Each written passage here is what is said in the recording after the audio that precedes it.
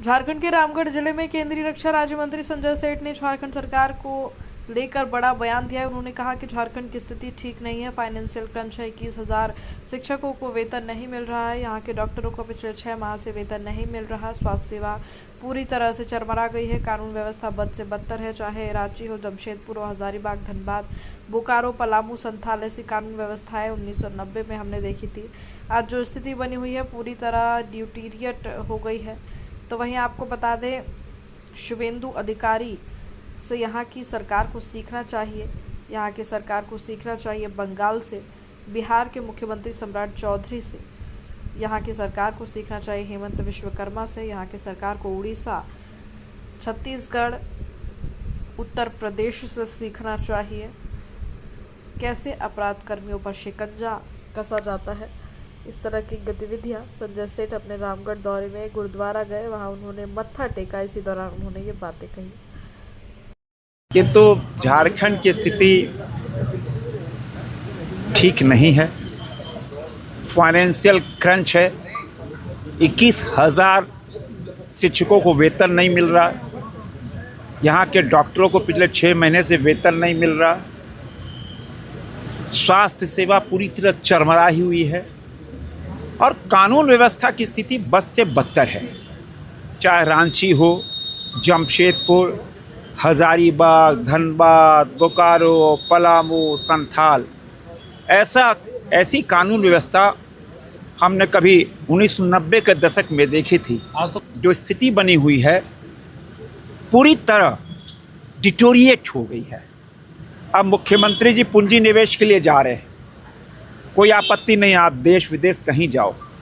अब विदेश गए, कितना पूंजी निवेश हुआ पता नहीं, अभी दिल्ली में गए पता नहीं, लेकिन कोई 100 रुपया, मान लो हमें 100 रुपया हमको इन्वेस्ट करना है, तो हम देखेंगे ना कि लॉ ऑर्डर कैसा है, हमारी बेटियां सुरक्षित है कि नहीं, हमारे लिए सड़क है कि नहीं, बिजली की व्यवस्था कैसी है।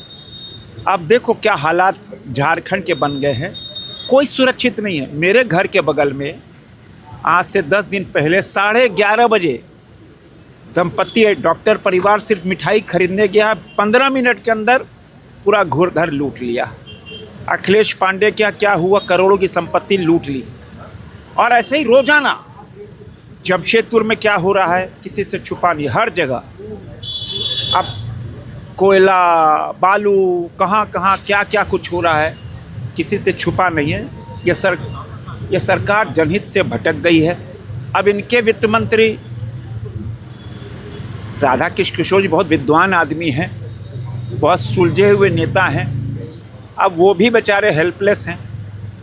तो सरकार का भी स्वास्थ्य अच्छा नहीं है और जिस तरह सरकार डिरेल हुई है अपने जनहित से, आने वाले दिन कठिन है।